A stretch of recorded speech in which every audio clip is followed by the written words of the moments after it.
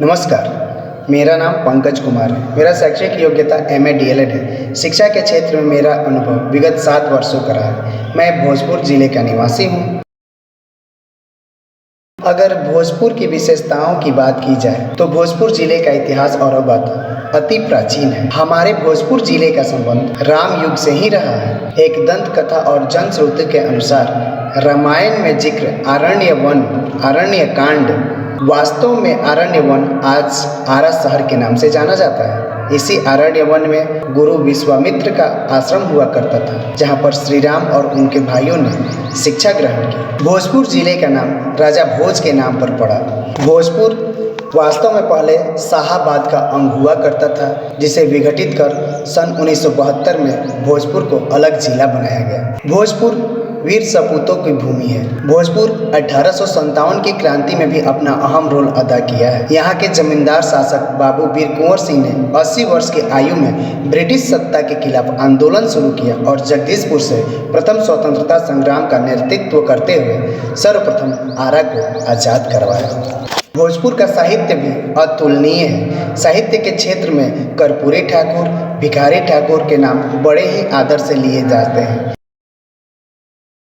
मैं बतौर शिक्षक उत्क्रमित मध्य विद्यालय खीरीकोन पीरो में स्नातक भाषा शिक्षक के रूप में कार्यरत हूँ। मेरे विद्यालय में लगभग 200 बच्चे पढ़ते हैं और सभी एक ही परिवेश यानी ग्रामीण परिवेश से आते हैं।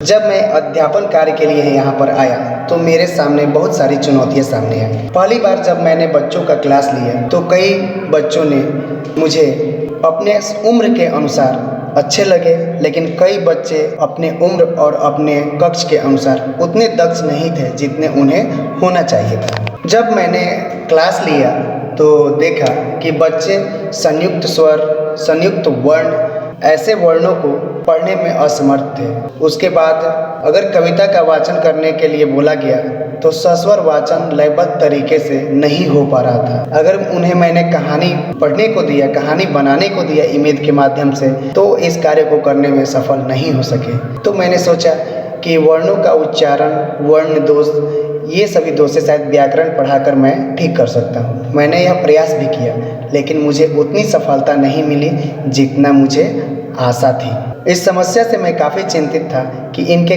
कौन से गतिविधि कराया जाए ताकि इनके लेखन में और वर्णागत दोषों को दूर किया जा सके। फिर मुझे अरविंदो सोसाइटी के बारे में जानकारी प्राप्त हुई। मैंने जब श्री अरविंदो सोसाइटी के ZIIEI कार्यक्रम का प्रशिक्षण प्राप्त किया तो मुझे पता चला कि बिना पैसे खर्च किए भी ऐसे नवाचार किए जा सकते हैं जिसमें पढ़ाने के तरीकों में सुधार किया जा सके। इनोवेटिव पाठशाला कार्यक्रम के प्रशिक्षण से मुझे अपने विषय को विभिन्न गतिविधियों के आधार पर सिखाने के तरीके भी समझ आया।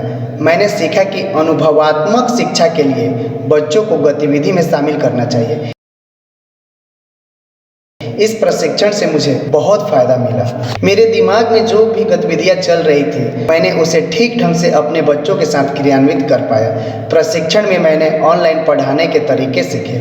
मुझे खुशी है कि इस काम को करने में ZIIEI के प्रशिक्षक राजन सर ने मेरी बहुत मदद की। मैंने अपना आइडिया उनके साथ साझा किया और उन्होंने मेरे आइडिया को सुधारने में सहयोग किया। इसके परिणाम स्वरूप मैंने देखा जब ये विचार, ये आइडिया अपने क्लास में अप्लाई किया तो देखा बच्चों में सुधार अपने आप हमें इम्प्रूवमेंट देखने को मिली। यानी बच्चों में सुधार होने लगा। धीरे धीरे उनके वर्णागत और अन्य जो दोष उत्पन्न थे वो सारे कम होते गए। और इस सहयोग के लिए मैं श्री अरविंद सोसाइटी और HDFC बैंक को यह मंच प्रदान करने के लिए तहे दिल से धन्यवाद देता हूँ। नमस्कार।